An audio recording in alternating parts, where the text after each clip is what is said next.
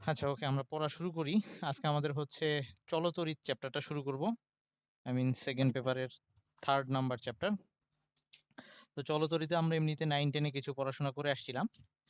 এইখানে আ ওই সূত্রগুলাও এপ্লাই করা যাবে। মানে ওখানে ওই সূত্র বলতে সূত্র তো একটাই, V equals to IR। ওই কনসেপ্ট বা ওখানে যেভাবে আমরা ইয়াগুলা আমাদের আ বর্তনীগুলাকে সলভ করছি সেটা দিয়েও করা যাবে। নরমালি বোর্ডের ম্যাথ গুলা ওরকমই হয়, যেগুলা দিয়ে ওই আগের গুলা দিয়েও সলভ করা যায় ইজিলি, আগের সূত্র গুলা দিয়ে। তবে সাথে আমরা নতুন আরেকটা সূত্র পড়বো। চ্যাপ্টারটা ছোট, আশা করি তাড়াতাড়ি শেষ হবে। আর কালকে আমার একটা এক্সাম আছে। সো কালকে যদি এক্সামটা দিয়ে এসে আমি টায়ার্ড থাকি, তো কালকের আ ক্লাসটা আমি শনিবারে নিতে পারি। বলে দিব গ্রুপে, সমস্যা নেই। আচ্ছা, তো শুরু করতেছি। চলো তরিৎ।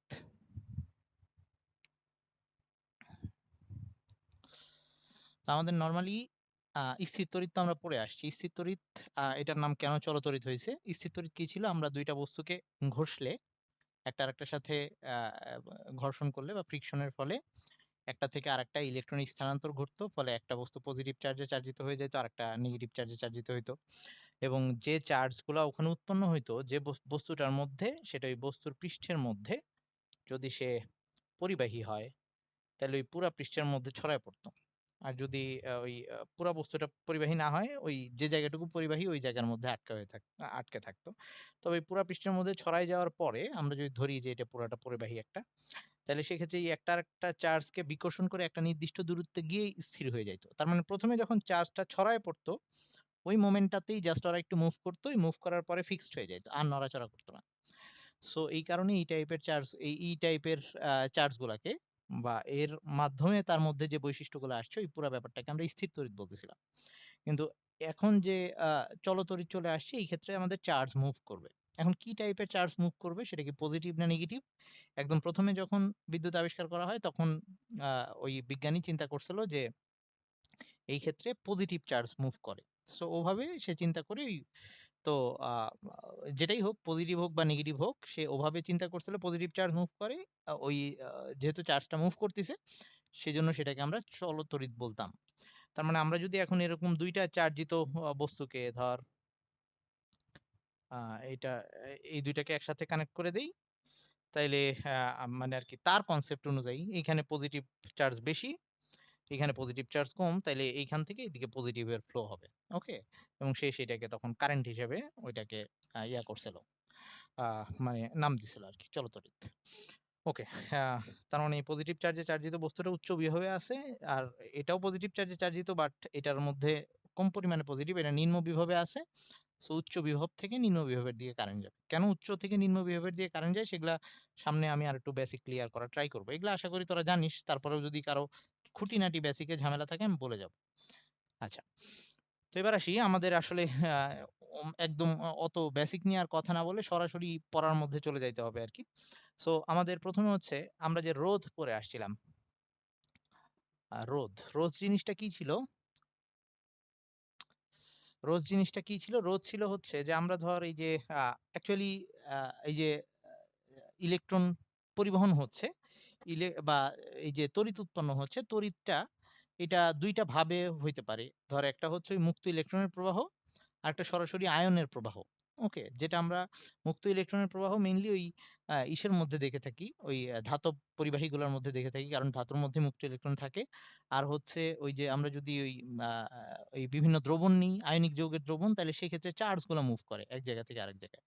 সো আমরা এখন যত আ নিয়ে কথা বলব, তড়িৎ নিয়ে কথা বলব, আমরা সব জায়গায় ওই মুক্ত ইলেকট্রন যুক্ত বস্তু, আই মিন ধাতব পরিবাহী নিয়েই কথা বলব। সো ওরকম যদি আমরা একটা ধাতুর খন্ডের কথা চিন্তা করি, ধর এটা সেই একটা কপার ধাতুর সিলিন্ড্রিকার একটা খন্ড। ওকে? সো এটার মধ্যে যেটা হচ্ছে, এখানে কপারের অসংখ্য পরমাণু আছে। এগুলা সব কপার পরমাণু, নিউক্লিয়াস। সো বাইরের শেলে আছে ইলেকট্রন। সেই বাইরের শেলে ইলেকট্রনগুলা আবার এই জায়গার মধ্যে ছোটাছুটি করতে পারে। যেগুলাকে আমরা মুক্ত ইলেকট্রন বলতাম। সেটাই পুরা ইসের মধ্যে ছোটাছুটি করতে পারে।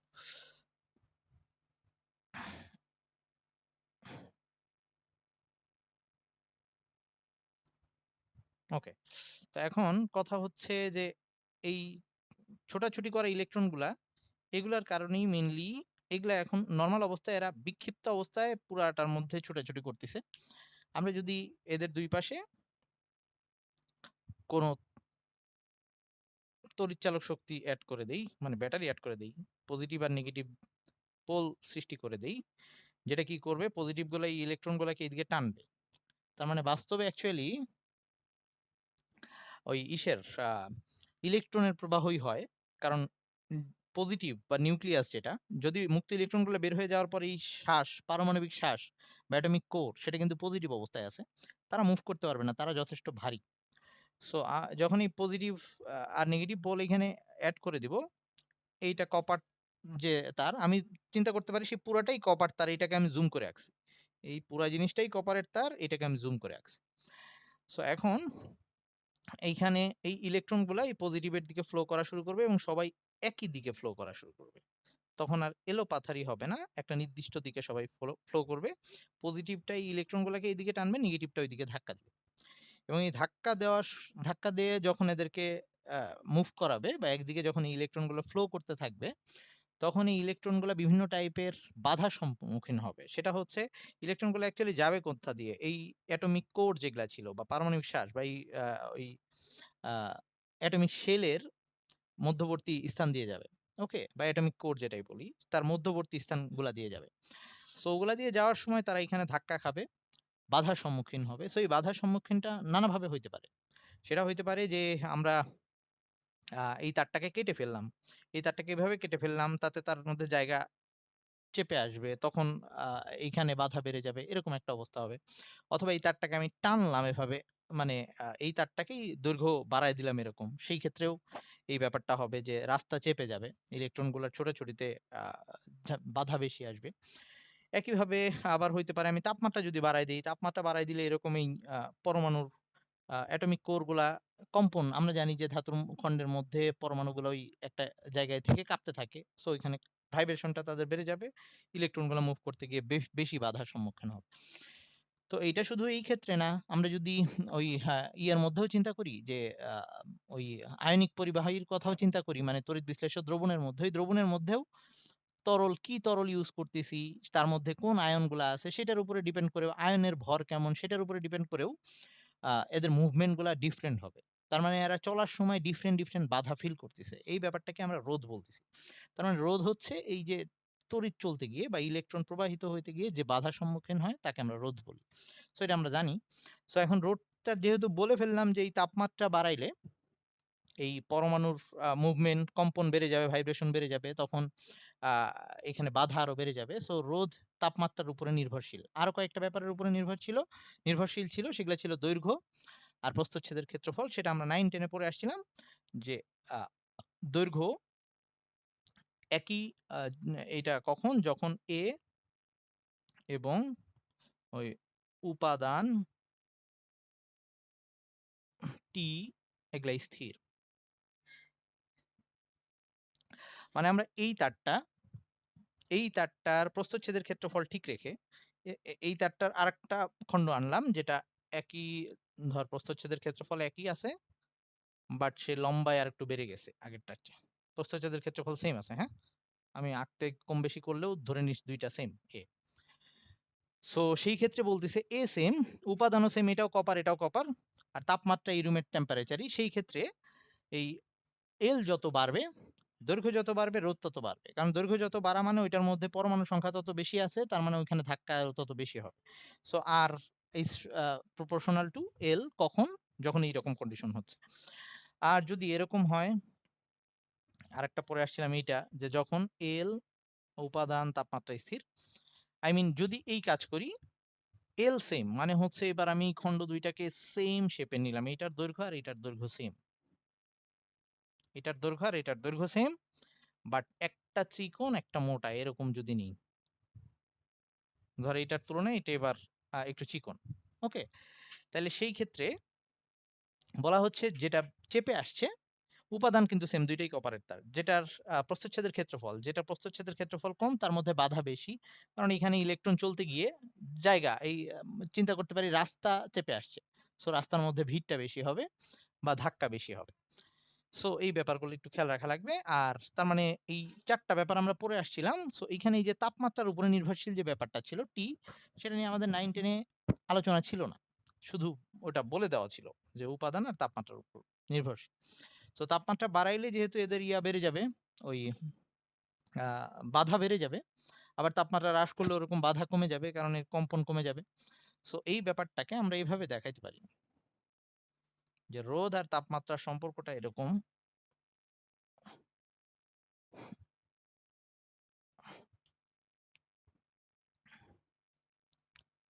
রোধের তাপমাত্রা নির্ভরশীলতা।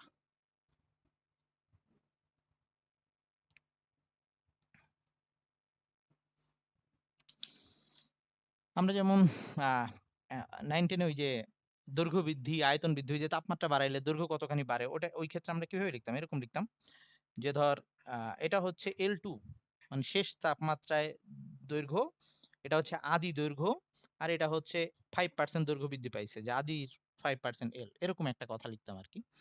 সো এই ক্ষেত্রে রোধের ক্ষেত্রে আমরা এই ব্যাপারটা এভাবেই দেখাইতে পারি যে ধর একটা রোধ R2 আগে ছিল এরকম R1, আর এখন এই R1 এর সামথিং একটা সম্পর্ক, যে এই পরিমাণ বেড়ে গেছে। এইরকম একটা আমাদের আ ইয়া কি বলে? আ আ এই ওখানে একটা মান আসবে এরকম। কত পার্সেন্ট বেড়ে গেছে। সো এই ব্যাপারটা যদি আমরা দেখাইতে চাই এখন, তাইলে এই সম্পর্কটা এখন এইভাবে দেখাইতে পারবো যে ওইখানে যে কনস্ট্যান্টটা আসবে, তার মানে আমাদের যেকোনো তাপমাত্রায় R থিটা, যেকোনো তাপমাত্রায় থিটা তাপমাত্রায় R বা রোধ সেটা হবে এই যে আদি, এই আদিটা কোনটাকে ধরবো 0 ডিগ্রিতে রোধটা কত ছিল, তার সাথে এই 0 ডিগ্রিতে যত রোধ ছিল 0 ডিগ্রি সেলসিয়াস তাপমাত্রায়, তার আলফা থিটা পরিমাণ বেড়ে যাবে। এই আলফা হচ্ছে একটা কনস্ট্যান্ট, আর থিটা হচ্ছে এই থিটাটা। যদি আমি 30 ডিগ্রি বাড়াই, এখানে 30 আসবে। আর এই আলফার মান হচ্ছে 1/273। তার মানে থিটা/273 বলতে পারি। এভাবে বলতে পারি। সো এই আলফাটাকে আমরা বলতেছি রোধের উষ্ণতা গুণাঙ্ক বা রোধের উষ্ণতা সহগ, এভাবেও বলে, হ্যাঁ? এই আলফাটাকে আমরা বলতেছি রোধের, আচ্ছা আরেকটা কথা, এইটার নোটটা আগে পাবি না, আপাতত বই থেকে পড়তে থাকবি। চ্যাপ্টার শেষ হইলে পেয়ে যাবি। মানে নোটটা রেডি নেই আমার কাছে। রোধের উষ্ণতা সহগ, হ্যাঁ? এটার এককটা কি হবে? এই আলফার মানটা হচ্ছে আলফা ইকুয়ালস টু 1/273। সো এই ক্ষেত্রে 1/273 যেটা, সো এই ডিগ্রি সেলসিয়াস আরকি, পার ডিগ্রি সেলসিয়াস, বা এটা মান ওভাবে না মনে রাখলেও চলবে। তো এইটার এককটা হবে পার ডিগ্রি সেলসিয়াস। মানে প্রতি ডিগ্রি সেলসিয়াসের জন্য কত করে বাড়ে সেটা হচ্ছে আলফা। আর থিটা ডিগ্রি সেলসিয়াসের জন্য কত বাড়ছে, এরকম। সো এটাকে আমরা যদি কমন নিয়ে লিখি, কমন নিয়ে আমরা এটাকে এভাবে লিখতে পারি তাইলে r theta equals to r nought, common নেওয়া যায় r nought 1 plus alpha theta, যেখানে থিটার পরিচয় হচ্ছে কত ডিগ্রি বাড়াইছি সেটা 0 ডিগ্রি থেকে আরকি, হ্যাঁ? যদি 30 ডিগ্রি সেলসিয়াস বলে, মানে 0 থেকে 30 মানে 30, এখানে 30 বসাবো।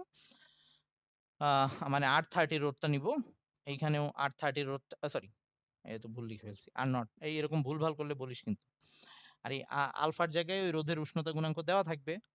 আর না দেওয়া থাকলে 1/273 আরকি। আর হচ্ছে আ অবশ্যই এটা একেক ক্ষেত্রে একেক রকম হইতে পারে। সো আমরা এটারে আ ওই 1/273 ফিক্স না রেখে উপাদানের উপরে সেটা কম বেশি হবে। সো আমরা এইখান থিটার মানটা আ বলবে যে যত ডিগ্রি সেলসিয়াসের জন্য। সো আলফার মান আমাদের কোশ্চেনে দেওয়া থাকবে।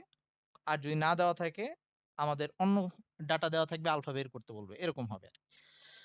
ওকে, এবার আসি আমাদের আ এটা ছোট, ছোট অঙ্ক আসে।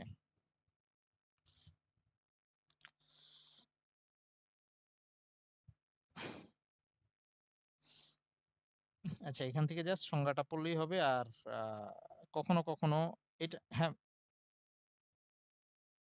আচ্ছা, তাপমাত্রাকে ডিগ্রি সেলসিয়াসে রাখলেও হবে, কেলভিনে রাখলেও হবে। কারণ এখানে অ্যাকচুয়ালি পরিবর্তন এটা। পার ডিগ্রি সেলসিয়াস তো, বা পার কেলভিন। সেটাকে কেউ ডিগ্রি সেলসিয়াস দিলেও প্রবলেম নাই, পার কেলভিন দিলেও কোনো প্রবলেম নেই। ওকে, তো আমাদের যদি কেউ আ এখান থেকে আমাদের এই আলফার এই রোধের উষ্ণতা সহগ কাকে বলে, এই কোয়েশ্চেনটাও আসতে পারে।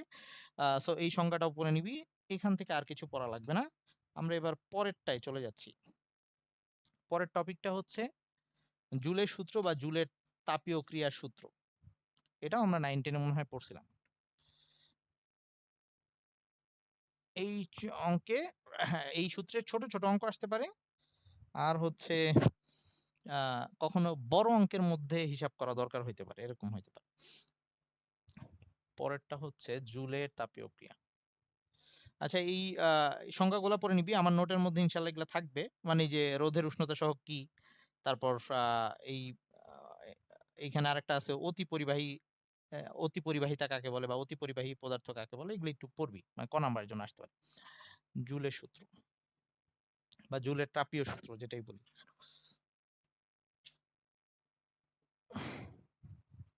তাপীয় ক্রিয়ার সূত্র।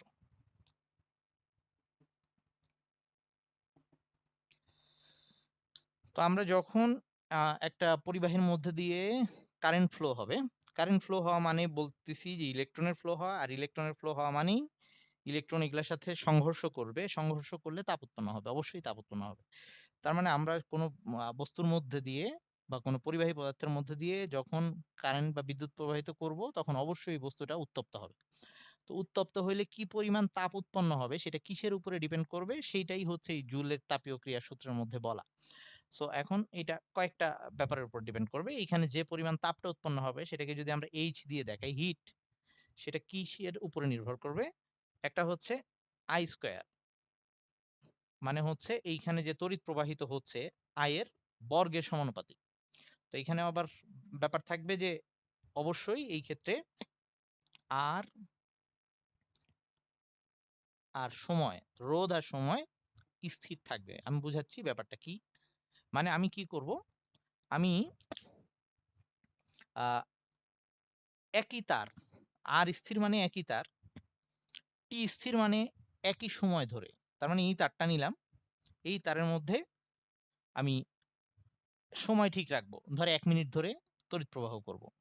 তড়িৎ প্রবাহের মান চেঞ্জ করব। মানে একবারে ১ অ্যাম্পিয়ার দিব, ২ অ্যাম্পিয়ার দিব, ৩ অ্যাম্পিয়ার দিব এভাবে। মানে তড়িৎ প্রবাহ চেঞ্জ করলে তখন তার হিটটা যেভাবে চেঞ্জ হবে সেই সম্পর্কটা এরকম। মানে তড়িৎ প্রবাহ যদি আমি দ্বিগুণ করে ফেলি, দেখব হিট ৪ গুণ চলে আসতেছে। যদি তড়িৎ প্রবাহ আ ৩ গুণ করে ফেলি, হিট ৯ গুণ হয়ে যাবে। এভাবে আসতে থাকবে। আচ্ছা। এবার তো পরেরটা এইখানে আমরা আর টি কে স্থির রাখছি, I এর সাথে সম্পর্ক দেখাইছি। তাইলে এখন আমরা আবার এই ২ টার একটাকে চেঞ্জ করি, I আর টি কে স্থির করে ফেলি, এরকম করি। আচ্ছা, তো আমরা যেটা করি এবার কারেন্ট স্থির রাখি আর সময় স্থির রাখি। তাহলে এবার আর এর সাথে চেঞ্জ করব। আর এর সাথে সম্পর্কটা দেখব এই যে। তার মানে এবার যেটা করলাম একই পরিমাণ কারেন্ট দিব এবং একই সময় ধরে দিব। ধর আমি প্রতিবার ২ অ্যাম্পিয়ার কারেন্ট পাঠাচ্ছি ১ মিনিট ধরে, কিন্তু এবার তার চেঞ্জ করে ফেলতেছি। একেকবার একেক রোধের তার দিচ্ছি। তারের ব্যাস চেঞ্জ করতেছি বা দৈর্ঘ্য চেঞ্জ করতেছি। একেকবার একেকটা যদি আমরা করি, তাহলে সেক্ষেত্রে অবশ্যই এই ক্ষেত্রে যে উপাদান ব্যাপারটাও আমরা ঠিক রাখবো। হ্যাঁ? উপাদান চেঞ্জ করব না। কপারের তারই আছে। সো এখন এই ক্ষেত্রে আমরা উপাদান তাপমাত্রা সেই ব্যাপারগুলোও। উপাদান তাপমাত্রাটাও এখানে স্থির থাকবে। হ্যাঁ? এই কপারের তার চেঞ্জ করতেছি না, কপার চেঞ্জ করতেছি না। আর একই সাথে এই রুমের টেম্পারেচার চেঞ্জ করতেছি না। সো ওগুলা স্থির আছে। সো এখন এই ক্ষেত্রে ব্যাপারটা এরকম দাঁড়াবে যে রোধ যত বাড়বে, বাধা যত বাড়বে তার মানে সংঘর্ষ তত বেশি হবে, তত বেশি তাপ উৎপন্ন হবে। তার মানে H is proportional to R এই ক্ষেত্রে এরকম দাঁড়াবে। ৩ নাম্বার ক্ষেত্রে আমরা যদি এখন যদি আহ কি বাদ আছে? আচ্ছা T, তার মানে I আর R এটাকে স্থির রাখবো। আর একই সাথে ওই যে উপাদান তাপমাত্রাগুলাও স্থির থাকবে, হ্যাঁ? তার মানে আমার এবার কারেন্ট ধর ২ অ্যাম্পিয়ারই দিব এই একই তার, বাট এবার টাইম চেঞ্জ করব। একবার ২ মিনিট দিচ্ছি, আরেকবার ৪ মিনিট দিচ্ছি। এভাবে দিলে যে তাপের যে চেঞ্জটা হবে সেটা সময়ের সাথে এভাবে আসবে। সময়ের সমানুপাতিক হবে। যত সময় বেশি বাড়াবো, বেশি সময় ধরে কারেন্ট পাস করলে বেশি পরিমাণে তাপ উৎপন্ন হবে। মানে ৩ টার মধ্যেই সম্পর্কটা দাঁড়াচ্ছে। আর অবশ্যই এই ক্ষেত্রে উপাদান আর তাপমাত্রা স্থির। এখন এই সবগুলাকে আমরা যদি একসাথে করে ফেলি তাহলে ব্যাপারটা এরকম দাঁড়াচ্ছে H is proportional to I square. এই I টাকে ক্যাপিটাল স্মল ২ টা দিয়ে দেখাইতে পারে I square RT। এখন এই ক্ষেত্রে এই H equals to এখানে আমাদের একটা সমানুপাতিক ধ্রুবক আনা লাগবে। ধর কে নিয়ে আসলাম। কে আই স্কয়ার আর টি। এখন এই কে এর মানটাকে এমনভাবে সংজ্ঞা দেওয়া হয় যাতে কে এর মানটা জুলের সমান হয়। মানে কে ইকুয়ালস টু 1 জুল হয়। এরকম হয়। তাইলে H ইকুয়ালস টু হচ্ছে I square R T joule. Okay? So এই সূত্রটা যদি আমরা ইউজ করি তাইলে আমাদের অবশ্যই এককটা জুলে থাকবে। যদি কে H equals to H square R T use করি। এখানে এই যে কে এর মানটা কি করলাম? এমনভাবে সংজ্ঞা দেওয়া হয়েছে যাতে কে ইকুয়ালস টু 1 হয়। ওই যে আমরা যেটা আ F ইকুয়ালস টু MA সূত্র প্রতিপাদন করতে গিয়ে এরকম আসছিল F ইকুয়ালস টু KMA, পরবর্তীতে এই K এর মানটাকে ওই বলের একক 1 নিউটন বানায় ফেলছিলাম। এইখানে একই অবস্থা। তো এটাকে জুল বানায় ফেলা হয়েছে। সো এখন যদি আমরা এটাকে ক্যালোরিতে নিয়ে যাই তাইলে এই ব্যাপারটা এরকম দাঁড়াবে H equals to ah 0.24 I square RT calorie. So অঙ্ক করার সময় এই ব্যাপারগুলো একটু মাথায় রাখা লাগবে। ভুল করা যাবে না। আচ্ছা। আহ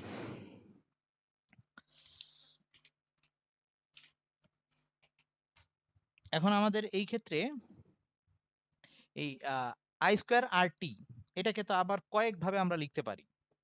9-10 এ আমরা ক্ষমতার সূত্র পড়ে আসছিলাম। ক্ষমতা P ইকুয়ালস টু ছিল যান্ত্রিক ক্ষমতা বা তড়িৎ ক্ষমতা যেটাই বলি না কেন। W/T একক সময়ে কি পরিমাণ কাজ করতে পারে একটা ওই তড়িৎ যন্ত্র। তো অথবা বলতে পারি যে ওই আ আ তড়িৎ প্রবাহর ফলেও যে পরিমাণ প্রতি সেকেন্ডে যে পরিমাণ শক্তি সে ব্যয় করতেছে অথবা প্রতি সেকেন্ডে যে পরিমাণ শক্তিকে সে রূপান্তর ঘটাচ্ছে ওইটাই ছিল এই W/T। তাইলে এখান থেকে আমরা আ W ইকুয়ালস টু PT লেখা যায়। আর এই P ইকুয়ালস টু ছিল I স্কয়ার R, তারপরে P ইকুয়ালস টু লেখা যাইত VI। এগুলা তোদের মনে আছে কিনা? আর যদি না মনে থাকে তাইলে আমি আবার মনে করাই দিব। V স্কয়ার R এগুলা লেখা যাইত। P সমান, সমান ওই যে P ইকুয়ালস টু আমরা এই যে W/T লিখি। সো এই W ইকুয়ালস টু আবার ছিল VQ। ওই আমরা যে বিভবের সংজ্ঞা যখন পড়ে আসছিলাম আ ওই স্থির তড়িতে W equals to VQ। So এখান থেকে VQ ইকুয়ালস টু আবার লেখা যায় IT। আমরা এটা জানি কারেন্টের সংজ্ঞা থেকে। আশা করি তোরা এগুলা জানিস। না জানলে আমাকে বললে আমি আবার রিপিট করব। কোনো সমস্যা নাই। কিন্তু এগুলা ধরে নিচ্ছি তোরা 9-10 এ পড়ছিস বা স্থির তড়িতের জিনিসগুলো মনে আছে। সো নতুন করে আর সময় নষ্ট করতেছি না আমি। তাইলে এখানে Q ইকুয়ালস টু IT আসলে VIT হয়ে যায়। তারপরে এরকম আ যদি ওই আ আ VI এর জায়গায় এই V ইকুয়ালস টু আবার IR লিখলে এরকম I স্কয়ার R হয়ে যায়। আবার যদি আমরা এই I সমান, সমান V/R লিখি তাইলে V স্কয়ার R হয়ে যায়। এরকম চলে আসে। তো এই W টাই তার মানে এই I square R T W আর এই H অ্যাকচুয়ালি একই জিনিস। ওকে? ওই যে কাজ যেটা, সে যে কাজটা করছে এখানে ওই কাজ তো জুল ছিল, কাজের এককটা জুল। সেটাই এখন তাপ শক্তি আকারে কাজটা হইছে। মানে ওইটা শক্তির এককও জুল। তাইলে এখানে এইটাকে আমরা আ এই সূত্রটাকে বা ওই যে একটু আগে যে H is H equals two I square RT লিখে আসছিলাম, এটাকে আমরা চেঞ্জ করে এই I স্কয়ার RT র জায়গায় এগুলা বসায় দিতে পারবো। আমরা চাইলে এটাকে VIT ক্যালোরি সরি এইখানে এই যে ভুলভাল লিখে ফেললে বলিস কিন্তু। তারপর লেখা যাবে 0.24 V square by RT calorie এরকম। তারপরে H ইকুয়ালস টু ওকে। আ আমরা চেঞ্জ করে নিতে পারবো। আমাদের যেরকম আ ম্যাথে যেরকম ডাটা দেওয়া আছে সেই অনুযায়ী আমরা এই অঙ্কটা করতে পারবো। তো এখন আবার আসি আমরা একটু আগে লিখে আসলাম যে H equals two I square RT joule এরকম লিখে আসছিলাম। জুল। ওকে? সো এই যে 0.24 এর বদলে আরকি। ওই ব্যাপারটাও এখানে খাটানো যাবে। আচ্ছা, এবার এই ক্যালোরি আর জুলের মধ্যে যে সম্পর্ক, ক্যালোরি আর জুলের মধ্যে যে সম্পর্কটা আমরা এইখান থেকে অবশ্য দেখতে পারি। এটাকে যদি আমরা W বলি, এই যে W equals to I square RT, এটাকে যদি আ মানে আই মিন কাজ আর এইটাকে হিট বলি, তাইলে জুল ইকুয়ালস টু লেখা যাচ্ছে H/W। H/W লেখা যায় জুল ইকুয়ালস টু এটা W, আই মিন শক্তি, আর এটা হচ্ছে আ হিট হচ্ছে আ তাপ আরকি। এইখানে ব্যয়িত শক্তি আর এটা হচ্ছে উৎপন্ন তাপ। সেটার অনুপাত সেটাকে আমরা অ্যাকচুয়ালি জুল হিসেবে দেখাচ্ছি। তো এটাকে আমরা সূত্র দিয়েও পড়ে আসছিলাম। সূত্র দিয়ে পড়ে আসছিলাম ইয়াতে আই মিন আমাদের তাপগতিবিদ্যার ১ম সূত্রের মধ্যেও জুলের সূত্র পড়ে আসছিলাম। ওই সূত্রটাই আবার একটু যে এইখানে ক্যালোরি ও জুলের সম্পর্ক। ক্যালোরি ও জুলের সম্পর্ক। এখান থেকে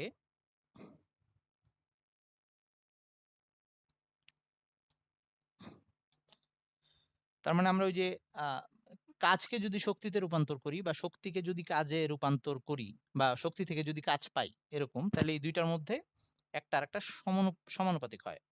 যে W is proportional to a H এরকম ছিল।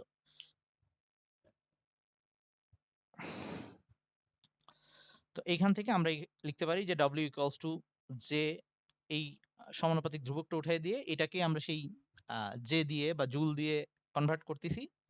তো এইটাকেই J equals to লেখা যায় W/H বা এটাকে যদি আমরা জুল দিয়ে বলি, এটার একক হচ্ছে জুল, এটার একক যদি ক্যালোরি বলি তাইলে এই J যেটার নাম হচ্ছে তাপের যান্ত্রিক সমতা বা তাপের যান্ত্রিক তুল্যাঙ্ক।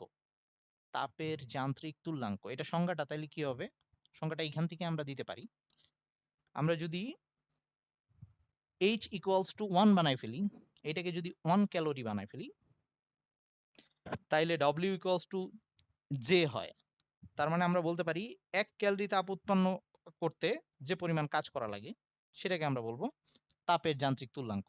এবং এইটার মান এই J হচ্ছে 4.2 জুল পার ক্যালোরি। এটা একটা কনস্ট্যান্ট।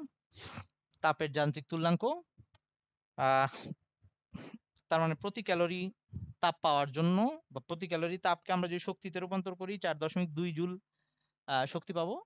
অথবা উল্টাভাবে বললে যে প্রতি ক্যালোরি তাপ পাওয়ার জন্য আমাদের ৪.২ জুল কাজ করতে হবে। এভাবে বলা যায়।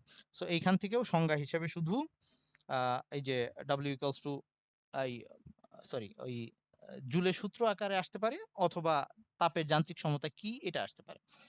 এখান থেকে আর আসার মতো কিছু নাই। আচ্ছা কখনো, কখনো আমাদের ম্যাথের মধ্যে 9-10 এ ছিল। এখন পর্যন্ত এই চ্যাপ্টারের ভেতরে ঢুকি নাই। আই মিন মেইন টপিকে আমরা যাই নাই। এগুলা প্রাথমিক আলোচনা। পুরাতন জিনিসগুলাই।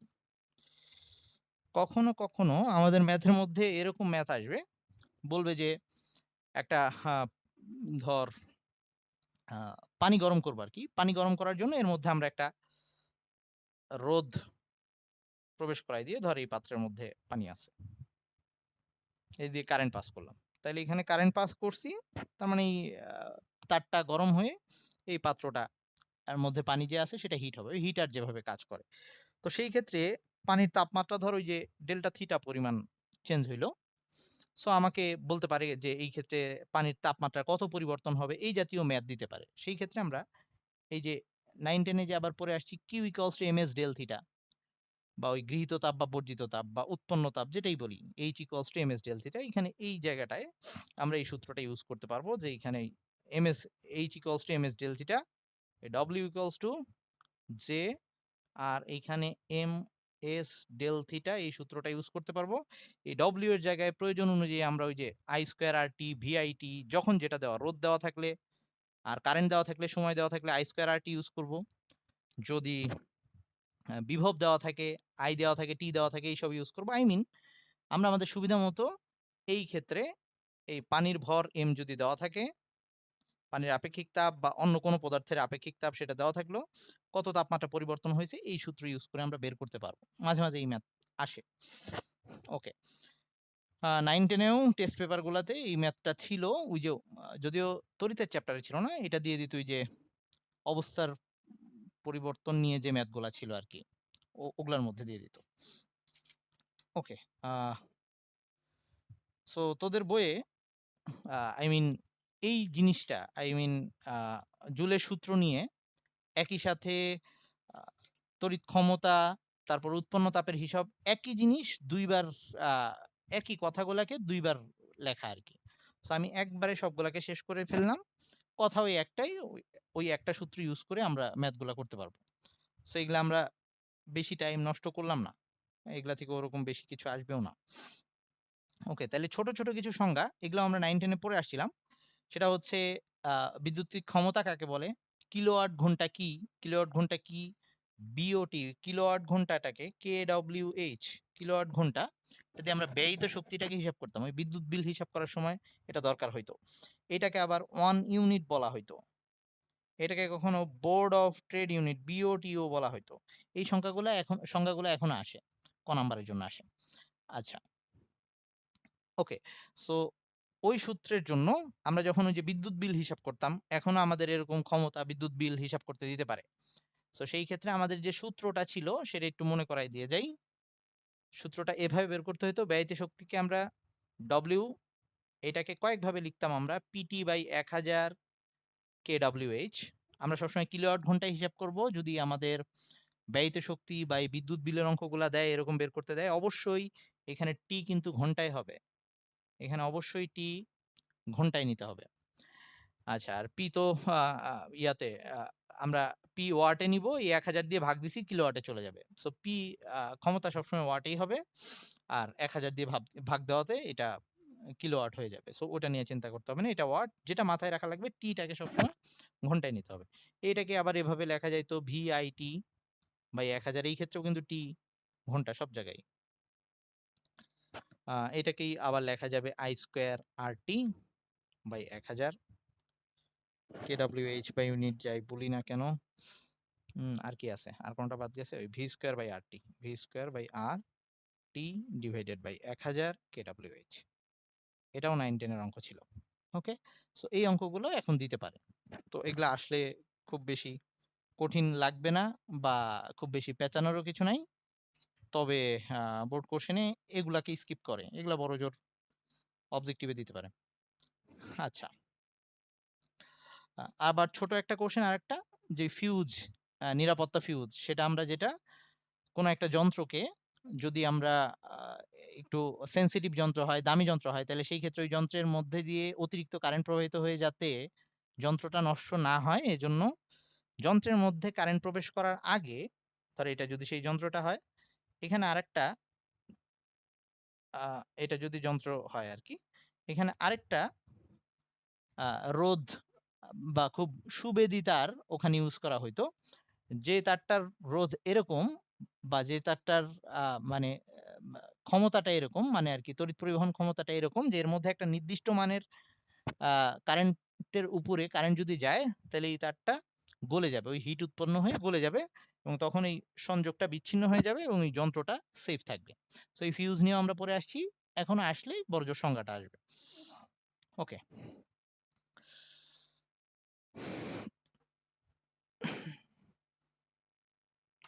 এখনো নতুন পড়ায় ঢুকি নাই আমরা। এগুলা সবই 9-10 এ একটু কম বেশি ছিল। ওকে, তারপরে ব্যাটারির কথা বলা আবার। সো ব্যাটারি নিয়ে যদি কোনো কনফিউশন থেকে থাকে আবার একটু বলে দিচ্ছি। তড়িৎচালক শক্তি বা ইএমএফ বা আ ব্যাটারি যেটাই বলি না কেন, এটা অ্যাকচুয়ালি কি ছিল? বা এটা আমরা কাকে বলতাম? তড়িৎচালক শক্তি কাকে বলতাম? তড়িৎচালক শক্তি ছিল আমরা কোনো একটা বর্তনীর, ধর এটা হচ্ছে বর্তনীর কোনো একটা বিন্দু থেকে একটা একক ধনাত্মক চার্জকে পুরা বর্তনী ঘুরায় ওই ব্যাটারি সহ আবার ওই আগের জায়গায় যদি নিয়ে আসি। ব্যাটারি সহ বলতে পুরো এই ধর এটা 1 কুলম্ব চার্জ, সেটাকে এই বিন্দু থেকে এখান থেকে পুরা এই পর্যন্ত ঘুরায় নিয়ে আসবো, ব্যাটারির ভেতর দিয়েও নিয়ে আসবো, তারপরে এই পর্যন্ত নিয়ে আসবো আবার। তখন আমাকে মোট যে পরিমাণ কাজ সম্পাদিত হবে সেইটাকে আমরা বলতাম তড়িৎচালক শক্তি। সো তড়িৎচালক শক্তি একটা কাজ ছিল। এজন্য বা বিভব যেটা ছিল, বিভবে একটা কাজ ছিল। সো বর্তনীর ২ বিন্দুর বিভব পার্থক্যে যেভাবে আমরা দেখাইতাম V = W/Q, এই E টাও হবে W/Q। কিন্তু এই V আর E এর মধ্যে যে তফাৎটা সেটা হচ্ছে V ছিল যেকোনো ২ বিন্দুর মধ্যে। ধর এইখান থেকে এইখানে নিয়ে আসবো ১ কুলম্ব চার্জকে, তখন যে পরিমাণ কাজ করা লাগবে সেটা ছিল V। মানে কাজের আ যে পরিমাণ A থেকে B তে নিতে যে পরিমাণ কাজ করা লাগবে সেটা হচ্ছে V। যেকোনো ২ বিন্দুর মধ্যে নিলে V নিব। ওকে? আর একটা বর্তনীর মধ্যে সর্বোচ্চ যে কাজটা করা যায়, মানে পুরা বর্তনী ঘুরে আবার ওই পর্যন্ত না, সর্বোচ্চ যে কাজটা সেটা হচ্ছে E অ্যাকচুয়ালি, ওই বর্তনীর E। আচ্ছা, তারপরেও কারো কোনো কোয়েশ্চেন থাকলে বলবি। সো এই সংজ্ঞাটা কি হবে যে একক ধনাত্মক আধানকে বর্তনীর কোনো একটা বিন্দু থেকে পুরো বর্তনী ঘুরে আবার ওই বিন্দুতে আনতে। অবশ্যই ব্যাটারির ভেতর দিয়ে নিয়ে আসবো এই ক্ষেত্রে। সো তখন যে মোট কাজ করতে হইতো সেইটাকে আমরা বলতাম তড়িৎচালক শক্তি। ওকে? ওই উৎসের তড়িৎচালক শক্তি বা উৎস যে পরিমাণ কাজ করে। তো এখন এই ব্যাটারির তড়িৎচালক শক্তি এইটাকে আমি আগেই বলে ফেললাম যে ভি আর একই জিনিস। ভি হচ্ছে যেকোনো ২ বিন্দুর মধ্যে আর হচ্ছে ওই বিন্দু থেকে আবার ওই বিন্দুতে। মানে সর্বোচ্চ কাজটা। তার মানে একটা বর্তনীর মধ্যে টাকে আমরা আ যদি এই বর্তনীর জন্য দেখাই, টাকে আমরা ২ টা ভাগে ভাগ করে ফেলতে পারি। আচ্ছা সবাই আরেকবার একটু জয়েন দিয়ে নে। সবাই আরেকবার আচ্ছা শোন তাইলে এবার আমাদের আ একটা বর্তনী ধর এটা হচ্ছে R এটাকে আমরা বলি বহির্বর্তনী। আর এটা হচ্ছে ওই যে ব্যাটারির ভেতরের এখন একটা ব্যাটারিকে যদি আমরা করে দেখি, ব্যাটারি তো 9-10 এ আমরা পড়ে আসছিলাম। ব্যাটারির শুষ্ক কোষ ছিল। আবার ড্যানিয়েল সেলও ছিল। যেভাবেই চিন্তা করি না কেন, ব্যাটারির গঠন ধর আমি যদি ওই শুষ্ক কোষ হিসেবেই চিন্তা করি। ব্যাটারির গঠন, ব্যাটারির এটার ভিতরে আবার কার্বন দণ্ড আছে। তারপরে এইখানে জিঙ্ক ক্লোরাইডের ঘন পেশ ছিল, জিঙ্ক দণ্ড ছিল, এরকম ছিল। তোরা পড়ে আসছিলি। সো এটা প্লাস মাইনাস পোল। সো এখন আমরা তাইলে যেহেতু বলছি এই একটা কাজ, ওকে? এবং কাজটা হচ্ছে পুরা বর্তনীর মধ্যে সর্বোচ্চ কাজটা, পুরা বর্তনী ঘুরে আনতে যে কাজ। তো এটাকে আমরা ২ টা ভাগে ভাগ করে ফেলি। যে আমরা কি করব ফার্স্টে কে এই যে ব্যাটারির এই প্রান্ত থেকে এই প্রান্ত পর্যন্ত মানে এইটুকু হচ্ছে কপার তার। আর এই ব্যাটারির ভিতরে কিন্তু অন্য কিছু কপার না। তার মানে ২ জায়গায় ২ রকম বাধা। কপার তারের মধ্যে একরকম বাধা কারণ ওখানে কপারের পরমাণু। আর এটার ভিতরে ঢুকলে অন্যরকম বাধা। কারণ এখানে ওই যে অ্যামোনিয়াম ক্লোরাইড আছে, ম্যাঙ্গানিজ ডাইঅক্সাইড আছে, কার্বন দণ্ড আছে অনেক কিছু। মানে বাধা এখন ডিফারেন্ট। সো আমরা যেটুকুর মধ্যে বাধা সেইম ওইটুক ধরে এটা A বিন্দু, এটা B বিন্দু। A B পোরশনটুকের মধ্যে যে পরিমাণ কাজ করা লাগে ইলেকট্রনটাকে সরায় আনতে সেটাকে ধর V দিয়ে লিখলাম। আবার B থেকে A এর মধ্যে এই ভেতরের পোরশনে B থেকে A এর মধ্যে আচ্ছা এটাকে এভাবে লিখি। VAB এটুকু লিখলাম, হ্যাঁ? আর এই B থেকে A এর মধ্যে এইটুকু নিয়ে আসবো। মানে ব্যাটারির এই যে ঋণাত্মক প্রান্ত থেকে ধনাত্মক পর্যন্ত নিয়ে আসবো। এর ভেতরে কিন্তু অন্যরকম কাজ করা লাগছে। সেইম না। সো এইটাকে VB এ আরেকটা ভাগ দিলাম। হ্যাঁ? সো এই ২ টা কাজ মিলে এই টোটাল বর্তনীর সরি টোটাল এই তড়িৎচালক আ উৎস বা সরি তড়িৎ উৎস বা ব্যাটারির টোটাল কাজ হচ্ছে এই ২ টা কাজের যোগফল। আর বিভব কিন্তু একটা কাজ আগেই বলে আসছি। সো এটাও কাজ, বিভবও এটাও কাজ, সবগুলোই কাজ। ওকে। তাইলে এখন এইটাকে আমরা আবার এভাবে লিখতে পারি যে এইখানে যদি I কারেন্ট যেয়ে থাকে, তাইলে আমরা জানি এইটার ২ প্রান্তের বিভব যদি VAB হয়, তাইলে এইটুকু হবে V ইকুয়ালস টু IR এটা আমাদের জানা। আর এটা ব্যাটারির ভেতরে যে বাধা সেটাকে যদি স্মল r দিয়ে দেখাই যেটাকে আমরা অভ্যন্তরীণ রোধ বলতাম সেটা হচ্ছে এটার ভিতর দিয়ে কারেন্ট তো সেম যাচ্ছে কারণ সিরিজে আছে ২ টা রোধ R আর R ২ টা সিরিজে আছে। সো সেম কারেন্ট যাচ্ছে I বাট এইখানে স্মল r হবে। তাহলে এই ক্ষেত্রে আমরা সমান, সমান লিখতে পারি I equals to R plus R। তাইলে এই যে আ এটা হচ্ছে ব্যাটারির তড়িৎচালক শক্তি বা ব্যাটারির EMF এর সাথে ওই বর্তনীর প্রবাহর যে সম্পর্ক সেটা। এটাকে এভাবেও লেখা যায় I ইকুয়ালস টু মানে যদি অভ্যন্তরীণ রোধকে বিবেচনায় আনি তখন এটা হয়ে যায় এরকম E/R প্লাস R। এই সূত্রটা আমরা 9-10 এ দেখে আসছি। এই যে এইটুকু পোরশন, এই পোরশনটা কি অ্যাকচুয়ালি? এই পোরশনটাকে আমরা বলি হারানো ভোল্টেজ, হারানো ভোল্টেজ এবং এটা প্রায়ই আসে পরীক্ষায়।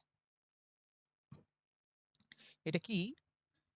আমাদের এই ব্যাটারির মোট কাজ সেটাকেই তো আমরা ব্যাটারির EMF বলতেছি। আচ্ছা এই কাজের এককটা কিন্তু জুল পার কুলম্ব। ওকে? প্রতি কুলম্ব চার্জকে এবং সেটাকে আমরা ভোল্ট আকারে বলি। তার মানে এই ভোল্ট এই ব্যাটারির গায়ে যদি ১.৫ ভোল্ট লেখা থাকে, এর কথার মানে কি? ধরো এই ব্যাটারির গায়ে ১.৫ ভোল্ট লেখা আছে। এই কথার মানে হচ্ছে ব্যাটারিটা টোটাল ১ কুলম্ব চার্জকে পুরা বর্তনী ঘুরে আবার আগের জায়গায় আনতে টোটাল ১.৫ জুল কাজ করে। এভাবে সহজভাবে যদি আমরা চিন্তা করি। তো এখন আমরা যদি এই ব্যাটারিটাকে এই রোধের এই সার্কিটের মধ্যে যুক্ত করি, আমি যদি এই আ রোধের সাথে সমান্তরালে ভোল্টমিটার যুক্ত করি। ভোল্টমিটার দিয়ে আমরা ২ প্রান্তের বিভব পার্থক্য মাপি।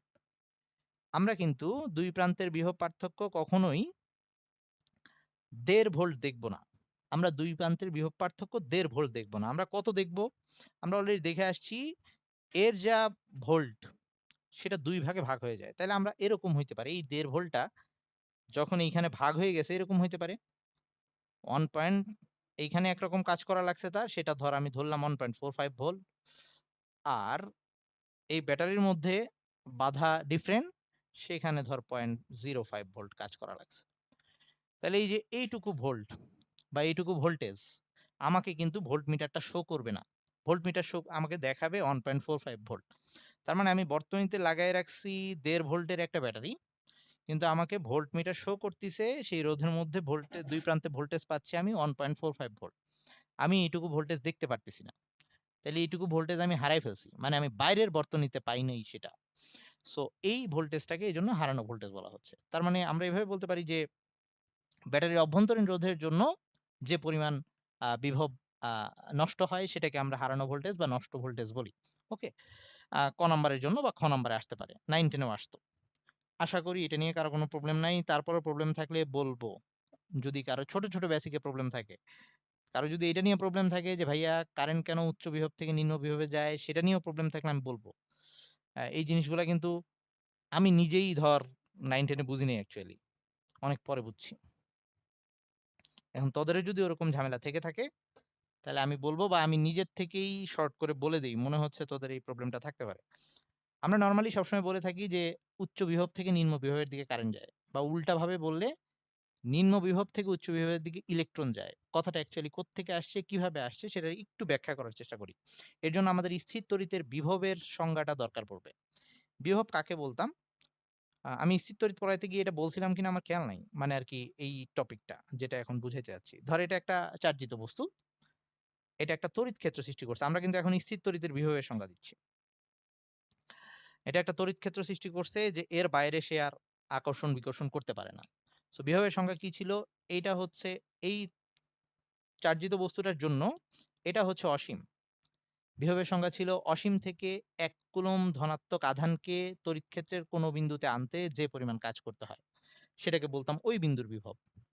তাহলে ধর আমরা এই ১ কুলম্ব চার্জকে এই পর্যন্ত নিয়ে আসলাম। এখানে একটা কাজ করতে হইছে। ধর সেই কাজটাকে আমরা ধরলাম VA, এটা VA বিন্দু।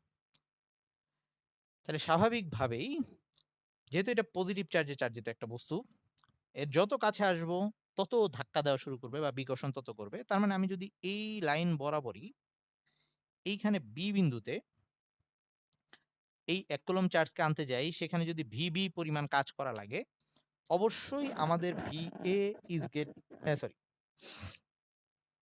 VB is greater than VA অবশ্যই এখানে বেশি কাজ করা লাগছে। এটুক নিয়ে কারো কোনো কনফিউশন আছে কিনা? আমি যেটা বুঝাইতে চাচ্ছি যে আমরা কেন বলি তড়িৎ সবসময় উচ্চ বিভব থেকে নিম্ন বিভবের দিকে যায় সেটা ব্যাখ্যা করতে চাচ্ছি। তো এখন আমরা তড়িৎ সেটাকে অ্যাকচুয়ালি কি এর মানে কিসের ফ্লো দিয়ে বলছিলাম?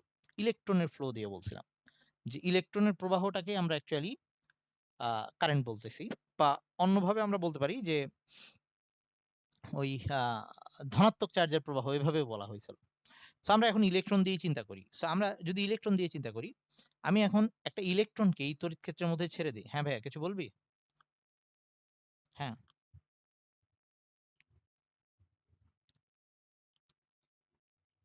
হ্যাঁ, আচ্ছা ওই শর্টকাট দিচ্ছি আমি। ওকে। তাইলে একটা ইলেকট্রনকে আমি এখানে এখন চিন্তা করি। ধর এই বিন্দুতে, A বিন্দুতে এখানে একটা ইলেকট্রনকে রাখলাম আমি এখন। সো ইলেকট্রন আমাকে কিন্তু এই পজিটিভ চার্জটাকে এভাবে টেনে নিয়ে আসতে হচ্ছিল। কারণ ও পজিটিভ বিকর্ষণ করে। বাট ইলেকট্রন রাখলে ইলেকট্রন কিন্তু একাই মুভ করবে। সো ইলেকট্রন যদি এখানে রেখে দেই, ইলেকট্রন স্বতঃস্ফূর্তভাবে স্বাভাবিক ব্যাপার এটা পজিটিভ চার্জ। ইলেকট্রন এইদিকে মুভ করবে। সবাই এইটা কোনো দ্বিধাদ্বন্দ্ব নাই আশা করি এইটুকে। যে ইলেকট্রন স্বতঃস্ফূর্তভাবে এখান থেকে এইদিকে আসবে। সবাই তো এটা মানতেছিস নাকি? সবাই এটুকু তো বুঝতেছিস। ওকে। তাহলে ইলেকট্রন এদিক থেকে এদিকে ফ্লো করলো। সো আমরা বলছিলাম ইলেকট্রনের ফ্লো মানে হচ্ছে কারেন্ট। বাট ওই যে ১ম এ বিজ্ঞানী চিন্তা করছিল যে ধনাত্মক চার্জ যেদিকে ফ্লো করে সেদিকে কারেন্টের প্রবাহ। মানে সে চিন্তাই করছিল যে ধনাত্মক চার্জ মুভ করে। সো আমরা এখন যদি ওই আম আ আগের বিজ্ঞানীর কথা হিসেবে ধরি যে ইলেকট্রন যদি এইদিকে মুভ করে তার মানে স্বতঃস্ফূর্তভাবে ধনাত্মক চার্জ ওইদিকে মুভ করার কথা। বা আমরা এভাবেও চিন্তা করতে পারি, ওই যে ধনাত্মক চার্জ দিয়ে চিন্তা করি, ধনাত্মক চার্জটাকে এখানে রাখলে সে ধাক্কা দিবে ওইদিকে।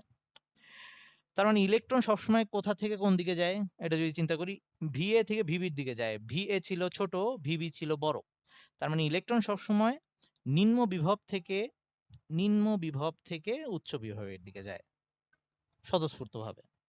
আর তার মানে ইলেকট্রন যেদিকে যায় ধনাত্মক তার বিপরীত দিকে ফ্লো করে স্বতঃস্ফূর্তভাবে। তার মানে কারেন্ট কোন দিকে যায়? কারেন্ট তার মানে উচ্চ থেকে নিম্ন ভোল্টেজের দিকে যায়।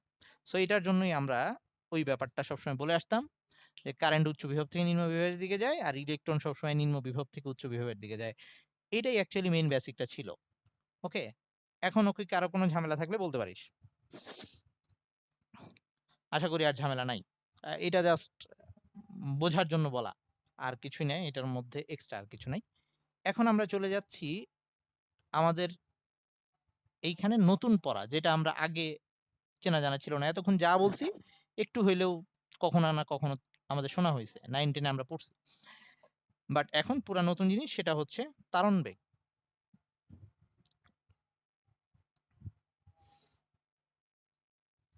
তারণ বেগ এটাকে আমরা ভি দিয়েই দেখাবো, বা এটার ইংলিশটা হচ্ছে ড্রিফট ভেলোসিটি। সংজ্ঞা আসবে তারণ বেগ কি। নরমালি একটা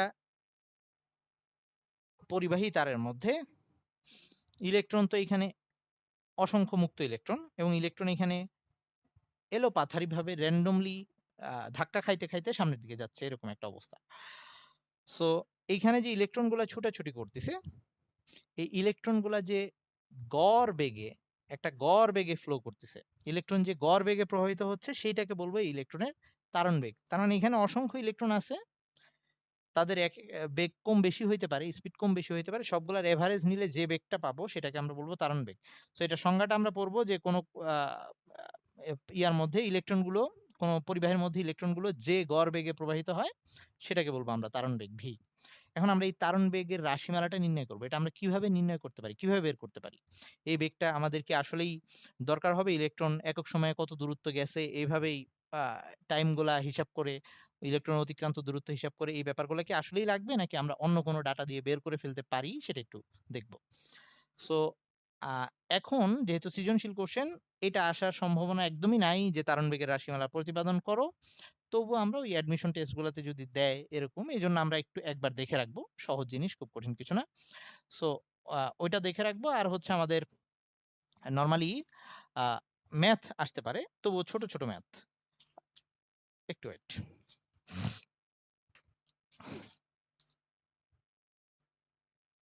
সো আমরা এর জন্য যা, যা ধরে নিচ্ছি সেটা হচ্ছে, এটা একটা পরিবাহী তার যার মধ্যে দিয়ে কারেন্ট প্রবাহিত হচ্ছে। ইলেকট্রন যদি এইদিকে প্রবাহিত হয় তার মানে কারেন্ট তার বিপরীত দিকে প্রবাহিত হচ্ছে। একটু আগে বলে আসছি। এই তারের প্রস্থচ্ছেদের ক্ষেত্রফল হচ্ছে a। আর ইলেকট্রনগুলা যে বেগে মুভ করতেছে সেই বেগ হচ্ছে v, তারণ বেগ। আর এই তারের দৈর্ঘ্যটা হচ্ছে, এই যে তারের খণ্ডটুকু আমরা বিবেচনা করতেছি সেটার দৈর্ঘ্যটা হচ্ছে l। আর কি কোনো কিছু বাদ আছে? আচ্ছা, ওকে। আর কিছু, আরেকটা জিনিস ধরে নিই যে সেটা হচ্ছে এই পুরা তারটার মধ্যে একক আয়তনে ইলেকট্রন সংখ্যা, এই পুরা তারটার একক আয়তনে এই খণ্ডটা, এই খণ্ড না অ্যাকচুয়ালি, মানে আরকি ওই আ পুরা যে তারটা আছে সে একক আয়তনে আ ইলেকট্রন সংখ্যা, এটা একটু ধরে নিই। এটাকে আমরা n দিয়ে ধরে নিলাম। এটাকে স্মল n দিয়েও দেখাইতে পারে, ক্যাপিটাল N দিয়েও দেখাইতে পারে। যাই ধরুক, ওটার এককটা কি হবে যে ইলেকট্রন সংখ্যা পার সেন্টিমিটার কিউব বা পার মিটার কিউব এরকম। সো আমরা যদি SI চিন্তা করি পার মিটার কিউব এরকম। সো যা, যা ধরে নিচ্ছি, আ তার মানে এখানে আমাদের কারেন্ট প্রবাহিত হচ্ছে I, ইলেকট্রন যেটা বের করতে চাই তারণ বেগ। ইলেকট্রন যে বেগে প্রবাহিত হচ্ছে গড় বেগে সেটা হচ্ছে v, তারের প্রস্থচ্ছেদের ক্ষেত্রফল হচ্ছে a, আর দৈর্ঘ্যটা হচ্ছে l। এবং আমরা ধরলাম যে এইখানে একটা ইলেকট্রন এইখান থেকে এইখানে l দূরত্ব যখন আ পাস করে সে তখন t সময় নেয়। এইখান থেকে এইটুকু পাস করতে গিয়ে সে t সময় নেয়। ওকে? t সময় ইলেকট্রনটা এটা পাস করে। তো আমরা নরমালি আ I সমান কি জানতাম? I সমান জানতাম Q/T। এটা আমরা সবসময় পড়ে আসছি যে একক সময়ে প্রতি প্রস্থচ্ছেদের ক্ষেত্রফল দিয়ে মোট যে পরিমাণ ইলেকট্রন প্রবাহিত হয় সেটাকে আমরা বা চার্জ প্রবাহিত হয়। সো এখন হচ্ছে এই প্রস্থচ্ছেদের ক্ষেত্রফল দিয়ে T সময়ে কি পরিমাণ চার্জ প্রবাহিত হয় সেই চার্জের মান যদি বের করতে চাই আমরা, তাহলে আমার কি লাগবে? আমরা জানি টোটাল চার্জ এই প্রস্থচ্ছেদের ক্ষেত্রফল দিয়ে কত যাচ্ছে সেটা যদি বের করতে চাই, সবগুলা ইলেকট্রনের মোট চার্জ লাগবে। তার মানে আমার মোট ইলেকট্রন সংখ্যা লাগবে। আচ্ছা, আমরা তাহলে মোট ইলেকট্রন সংখ্যাটাকে আ ক্যাপিটাল N দিয়ে দেখাই। এটা হচ্ছে মোট ইলেকট্রন সংখ্যা।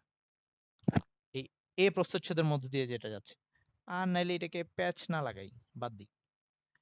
আচ্ছা, এটা হচ্ছে আমার লাগবে তার মানে মোট ইলেকট্রন সংখ্যা এই প্রস্থচ্ছেদের ক্ষেত্রফল দিয়ে T সময়ে কতখানি যাচ্ছে আর তার সাথে চার্জ, ইলেকট্রনের চার্জের গুণফল। সো মোট চার্জ বের করতে হলে ইলেকট্রনের চার্জ আমরা এটা জানি। আর এই আ তারের মধ্যে মোট ইলেকট্রন কত আছে? এই প্রস্থচ্ছেদের মধ্যে মোট ইলেকট্রন কত আছে? আমরা আগে একক আয়তনে ইলেকট্রনের সংখ্যা জানি। সো N জানি। এর সাথে যদি মোট আয়তন গুণ দিয়ে দেই, তাহলে মোট আয়তনে ইলেকট্রনের সংখ্যা জেনে যাব। মানে A হচ্ছে প্রস্থচ্ছেদের ক্ষেত্রফল আর এটা হচ্ছে দৈর্ঘ্য, এটা হচ্ছে আয়তন অ্যাকচুয়ালি। তার মানে আমরা একক আয়তনে ইলেকট্রনের সংখ্যার সাথে আয়তন গুণ দিয়ে দিলাম, তাহলে পাইলাম মোট ইলেকট্রন সংখ্যা আর তার সাথে ইলেকট্রনের চার্জ গুণ দিয়ে দিলে টোটাল চার্জ T সময়ে এই প্রস্থচ্ছেদের ক্ষেত্রফল দিয়ে টোটাল কতখানি চার্জ যায় সেটা বের করে ফেলতে পারব। এটা নিয়ে কারো কোনো কোয়েশ্চেন আছে কিনা?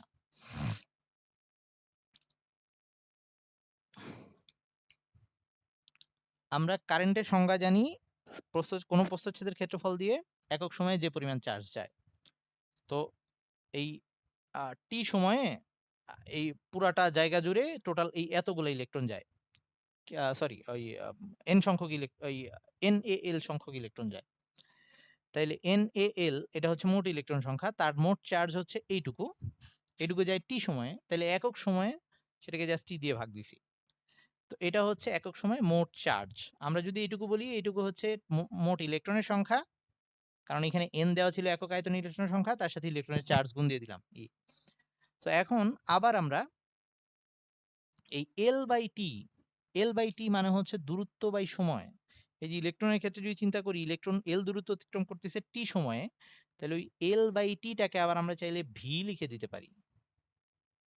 তাইলে এই আমাদের একটা সূত্র পাইলাম, I = NaVe। বা একবারে মনে রাখতে পারিস I না V, আমি এভাবে মনে রাখতাম। ওকে? কেউ চাইলে এটাকে এভাবে মনে রাখতে পারিস। আমরা যেহেতু তারণ বেগের রাশিমালায় বের করতে যাচ্ছি, V = I নাই, এরকম। যেটা ইচ্ছা। যেভাবে মনে রাখতে ইচ্ছা হয়, আ যেভাবে মনে রাখতে ইচ্ছা হয় মনে রাখবি। এইখানে পরিচয়গুলা কি? V হচ্ছে বেগ, ইলেকট্রনের তাড়ন বেগ মিটার/সেকেন্ড এর একক। I হচ্ছে তড়িৎ প্রবাহ অ্যাম্পিয়ার। N হচ্ছে একক আয়তনে ইলেকট্রনের সংখ্যা, সেটাকে সেন্টিমিটার কিউবে দেওয়া থাকতে পারে। মানে পার সেন্টিমিটার কিউব। সেটাকে আমরা মিটার কিউবে কনভার্ট করে নিব। মানে SI এককে নিব। আর A হচ্ছে প্রস্থচ্ছেদের ক্ষেত্রফল, মিটার স্কয়ারে বলবে বা ওই মিলিমিটার স্কয়ার, সেন্টিমিটার স্কয়ার যেটা বলুক আমরা মিটার স্কয়ারে নিয়ে যাব। আর E হচ্ছে ইলেকট্রনের চার্জ, সেটা তো আমাদের সবসময় ইলেকট্রনের যে চার্জ সেটাই হবে। I mean 1.6 × 10⁻⁹ কুলম্ব যেটা। সো এইটা হচ্ছে আমাদের তাড়ন বেগের রাশিমালা। সো এখন দেখ, আমরা যদি তাড়ন বেগের রাশিমালা জানতে হয়, আমাদের অ্যাকচুয়ালি ওই যে ইলেকট্রন কত দূরত্ব গেল, কত সময় লাগলো, ওগুলা কিছুই লাগতেছে না। আমাদের জাস্ট লাগতেছে কারেন্টের মানটা জানতে হবে। প্রতি একক আয়তনে ইলেকট্রনের সংখ্যাটা জানতে হবে। এটা জানতে হবে। আর প্রস্থচ্ছেদের ক্ষেত্রফল তো ওই নরমাল হিসাব করেই জানা যাবে। মানে সহজ কথায় আমরা খালি এই যে এই জিনিসটা একটু ক্যালকুলেট করা থাকা লাগবে এই। ওটা ছাড়া বাকি সব জিনিসই আমাদের মোটামুটি হিসাব করা সহজ। অ্যামিটার দিয়ে কারেন্ট মাপতে পারবো। এটা ওই আমাদের ব্যাস মাপার জন্য যে আ ছিল স্লাইড ক্যালিপার্স বা ওই আ ওইটার নাম কি ছিল? ভার্নিয়ার স্ক্রু গজ যেটা, সেটা দিয়ে মাপতে পারবো। আর তো জানি সবসময়। ওকে, তো এইখান থেকে নরমালি এইটারও বড় ম্যাথ আসে না। আ ইয়াতেই আসে। বেশিরভাগ ক্ষেত্রেই দেখা যায় যে অবজেক্টিভেই ছোট, ছোট ম্যাথ আসছে। আর আমাদের ওই যে এটার প্রুফে কিছুই নাই, এরকম একটা চিত্র দিয়ে যে কথাগুলো আমি বললাম সেগুলাই লেখা। প্রুফটা অ্যাডমিশনে দিতে পারে। খুব বেশি আ কঠিন কিছু না। সো বেশি পেইন নেওয়ারও দরকার নাই। জাস্ট খালি ছোটখাটো কয়েকটা হিসাব। এগুলাকেই বইয়ের মধ্যে একটু লাইন বাড়ানো হইছে আরকি। দেখতে একটু বড় লাগে কিন্তু জিনিস একই। আচ্ছা, উম আরেকটা আমাদের সংজ্ঞা পড়া লাগবে। ছোট্ট একটা সংজ্ঞা। দাঁড়া, আজকে বোধহয় আমরা বেশি নতুন কোনো টপিকে যাব না। সবই তো পড়ায় ফেলছি। ওকে। হুম, আরেকটা সংজ্ঞা সেটা হচ্ছে প্রবাহ ঘনত্ব। প্রবাহ ঘনত্ব বা কারেন্ট ডেনসিটি, যেটাকে নরমালি J দিয়ে দেখানো হয়। এই J টা কি? এটা হচ্ছে জাস্ট I/A। আমরা যদি এভাবে আ সংজ্ঞা লিখি তাইলেই হয়ে যাচ্ছে আরকি। তাতে বুঝতে সুবিধা হয়। আই মিন প্রতি একক ক্ষেত্রফলে কি পরিমাণ কারেন্ট প্রবাহিত হচ্ছে সেটাকেই আমরা আ আ প্রবাহ ঘনত্ব বলি বা কারেন্ট ডেনসিটি বলি। তার মানে কোন একটা তারের মধ্যে দিয়ে ওই যে প্রস্থচ্ছেদের ক্ষেত্রফল, প্রতি একক প্রস্থচ্ছেদের ক্ষেত্রফলের মধ্যে দিয়ে কি পরিমাণ কারেন্ট যাচ্ছে সেটাকে আমরা বলবো প্রবাহ ঘনত্ব, জে। এবং এইটা আমরা এটার এককটা যদি বলি তাহলে ampere metre square, ampere per metre square, ampere per metre square. এবং প্রবাহ ঘনত্ব একটা ভেক্টর রাশি। সো যদি ভেক্টর ফর্মে দেখাই, ওই ভেক্টর রাশির সাইন দেওয়া লাগবে। আচ্ছা, আরেকটা, এই সূত্র থেকে আমরা চাইলে জে কে এভাবেও লিখতে পারি, এন এ ভি ই। এই যে এটা বসাই দিছি, তাইলে জে ইকুয়ালস টু জাস্ট আসতেছে এন ভি ই। এটা হচ্ছে প্রবাহ ঘনত্ব বের করার সূত্র। এটাও বড় কোশ্চেনে আসে না, সংজ্ঞা আসে আর বড় জোর অবজেক্টিভে আসতে পারে। হ্যাঁ, আরেকটু দাঁড়া, আমি মানে আজাইরা কিছু জিনিস আছে যেগুলো আমরা 9-10 এ পড়ে আসছি, সেগুলা দিয়ে শেষ করে দেই। তাতে আমরা পরের দিন একটু নতুন টাইপের, অবশ্য তাও আ আচ্ছা, মানে আরকি নতুন টাইপের টপিক যাতে পরের দিন আমরা দেখতে পারি। এরপরের যে টপিকটা আছে সেটা হচ্ছে ওহমের সূত্র। এটা আমাদের খুবই চেনা একটা সূত্র। ছোট্টবেলা থেকে পড়ে আসতেছি।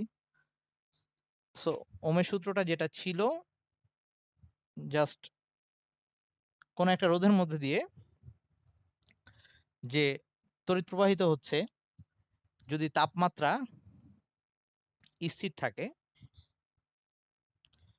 তাইলে সেই ক্ষেত্রে ওই রোধের ২ প্রান্তের বিভব পার্থক্য যদি V হয়, ২ প্রান্তের বিভব পার্থক্য যদি V হয়, তাইলে আ ইসের সূত্র বলতিছে, ওহমের সূত্র বলতিছে। সো আমরা এখন ওহমের সূত্রটা দেখতেছি। ওহমের সূত্র। এগুলা থেকে যা লাগবে আমি খালি শর্টে ওগুলাই বলে যাচ্ছি। জাস্ট খালি টাচ করে যাচ্ছি। কারণ এগুলা আমাদের এখন ফোকাসের ব্যাপার না। কিন্তু ক নাম্বারের জন্য এখনো সংজ্ঞা দিয়ে দেয়। সো ওম যেটা বলছে সেটা হচ্ছে এই ক্ষেত্রে I is proportional to V। মানে হচ্ছে বিভব পার্থক্য যত বাড়বে তাপমাত্রা অবশ্যই স্থির থাকা লাগবে। এটা মিস করলে পুরো সংজ্ঞা সূত্র কাটা যাবে। এম ভি এর ভি যত বাড়বে আই তত বাড়বে। এরকম একটা সম্পর্ক হবে। সো এই ক্ষেত্রে আমরা একটা সমানুপাতিক ধ্রুবক নিয়ে আসি, সেটাকে আমরা জি দিয়ে দেখাইছিলাম। এই জি টাকে বলছিলাম পরিবাহিতা। এটাকে বলছিলাম পরিবাহিতা, যার এককটা ছিল সিমেন্স। তাহলে পরিবাহিতা কি সেটাও পড়বি। আবার আ এর একক যে সিমেন্স, সিমেন্স কাকে বলে সেটাও আসতে পারে। আচ্ছা, এইখানে এই জি টা হচ্ছে রোধের বিপরীত রাশি ছিল। মানে জি এর সাথে রোধের সম্পর্কটা ছিল ব্যস্তানুপাতিক। মানে জি হচ্ছে পরিবাহিতা, আই মিন যেটা আ কারেন্ট পরিবহনটাকে রিপ্রেজেন্ট করে। আর রোধ হচ্ছে উল্টাটা। সে পরিবহনটাকে বাধা দিতে চায়। সো এই জি ইকুয়ালস টু আবার ছিল 1/R। তো এইখান থেকে আমরা লিখতাম V equals to IR। So এই সূত্র দিয়ে আমরা 9-10 এ পড়ে আসছিলাম। ২ টা গ্রাফ আঁকা যাইত। মনে আছে কিনা? আর না মনে থাকলে আমি আবার দেখাই দেই। মাঝে অবজেক্টিভে দিতে পারে। আ কখনো সৃজনশীলেও গ্রাফটা দিয়ে দিতে পারে। আর অ্যাডমিশন গুলাতে খুব কমন জিনিস। আমরা এখানে অক্ষ বরাবর I আর X অক্ষ বরাবর V এটা রেখে, এই যে এটা হচ্ছে এটা হচ্ছে x, y equals to mx। এই g কে যদি কনস্ট্যান্ট ধরি তাইলে এরকম মূলবিন্দুগামী একটা সরলরেখা পাওয়া যাবে এবং এই সরলরেখার যে ঢালটা, এই সরলরেখার ঢালটাই হবে অ্যাকচুয়ালি g এর মান মানে পরিবাহিতা। আমাকে যদি এই গ্রাফ এঁকে দিয়ে বলে যে ওই রোধের পরিবাহিতা কত বা ওই তারের পরিবাহিতা কত, তাইলে আমরা জাস্ট ঢাল বের করে দেব। আমরা চাইলে এখান থেকে রোধ বের করতে হলে ঢাল বের করে 1/g=1/r লিখে রোধ বের করতে পারবো। আবার আমাদের কখনো এইটা দিয়েও দিতে পারে, v=ir, সরি, আমরা এটাকে অয় অক্ষ বরাবর বসাইলাম v,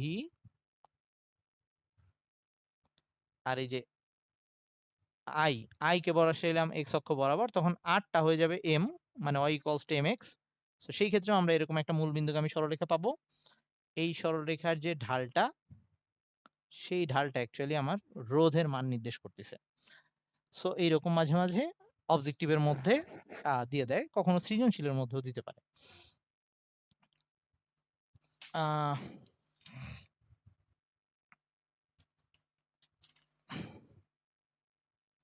ওকে, তারপরে রোধের সূত্র আছে। রোধের সূত্র যেটা আমি প্রথমেই বলে ফেলছি।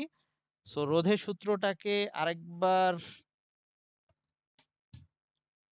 জাস্ট খালি ওটা বলে দিচ্ছি, এগুলা জানিস তোরা, একটু কষ্ট করে পড়ে ফেলবি কারণ ক খ এর জন্য লাগে। আমরা রোধ প্রথমেই দেখে আসলাম, ওই যে R is proportional to L/A, সেটা দেখে আসছিলাম। সো এরকম প্রথম দিকে রোধের সূত্র যখন লিখছিলাম, সো এটা এরকম ছিল। আমরা এই সমানুপাতিক উঠাই দিয়ে এখানে একটা সমানুপাতিক সাইন উঠাই দিয়ে একটা ধ্রুবক বা কনস্ট্যান্ট নিয়ে আসি, যেটাকে আমরা বলছিলাম পরিবাহকত্ব, সরি, আপেক্ষিক রোধ, পরিবাহকত্ব না, আপেক্ষিক রোধ। এবং এই আপেক্ষিক রোধটা কি ছিল, এই সংজ্ঞাটা এখনো আসে। আপেক্ষিক রোধটা ওই যে আমরা বারবার বলতেছিলাম উপাদান আর তাপমাত্রা, উপাদান আর তাপমাত্রা স্থির, এটা সেই উপাদানের জিনিসটা। ওকে, সো এটা অ্যাকচুয়ালি উপাদানের উপরে নির্ভর করে। এটা সংজ্ঞা যদি আমাদের দেয়, আমাদের কি করা লাগবে, এই এলটাকে 1 বানাই ফেলবো, 1 মিটার, আর এই এটাকে 1 মিটার স্কয়ার বানাই ফেলবো। তখন এই আর আর রো বা আপেক্ষিক রোধ ইকুয়াল হয়ে যাবে। তো সংজ্ঞাটা এরকম হবে, আমরা যদি 1 মিটার দৈর্ঘ্যের এবং 1 মিটার স্কয়ার প্রস্থচ্ছেদের ক্ষেত্রফল বিশিষ্ট কোনো তার নেই, সেই তারের যে রোধ পাবো, ওই তারের যে উপাদান, সেই উপাদানের আপেক্ষিক রোধ হবে। এই আপেক্ষিক রোধটা তখন আমরা ওই তারের রোধটাকেই বলতে পারবো।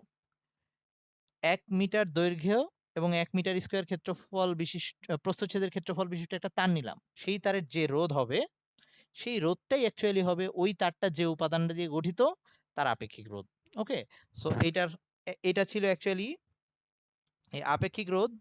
এটার এককটা ছিল ওহম ইনভার্স। আর আমাদের এই ক্ষেত্রে সরি, আপেক্ষিক রোধ তো ওহম ইনভার্স ছিল না। ওহম ইনভার্স ছিল হচ্ছে জি, পরিবাহিতার একক।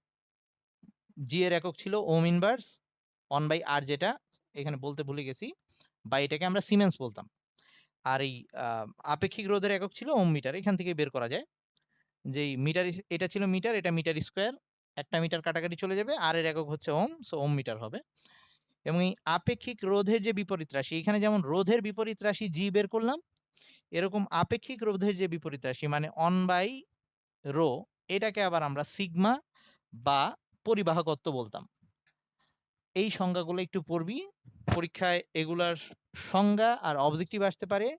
আর কোশ্চেনে এখনো মাঝে মাঝে বিশেষ করে অ্যাডমিশন টেস্টগুলাতে এই অঙ্কগুলো এখনো দেয়। ওই যে দৈর্ঘ্য চেঞ্জ করলে প্রস্থচ্ছেদের ক্ষেত্রফল চেঞ্জ করলে কিরকম রোধ হবে, এই অঙ্কগুলা প্রায়ই দেয়। তবে আমাদের এই চ্যাপ্টারের মেইন ফোকাস অ্যাকচুয়ালি পরের পোরশনে আসবে। ওই কারশফের সূত্র নিয়ে ম্যাথ, বা তোদের বই কিরশফ লেখা আছে বোধহয়, সেই সূত্র নিয়ে ম্যাথ এবং হুইটস্টোন ব্রিজ, এইসব নিয়ে, যে এটা আমাদের মেইন ফোকাস অ্যাকচুয়ালি। এগুলা আজকে যা যা বললাম, এগুলা বেশিরভাগই আমাদের 9-10 এর বেসিক ছিল। তারপরেও কারো যদি ছোটখাটো প্রবলেম থেকে থাকে আরেকবার পড়ার পরে আমাকে বলবি, আর নোটটা ইনশাল্লাহ সামনে পেয়ে যাবি। ওকে, এই পর্যন্ত থাকুক। কালকে যদি ক্লাস না নিতে পারি, আমি অবশ্যই গ্রুপে বলে দিব, আর নিলে তো নিলামই। ঠিক আছে, কালকে না নিলে শনিবারে নিব। ওকে, আল্লাহ হাফেজ, টাটা।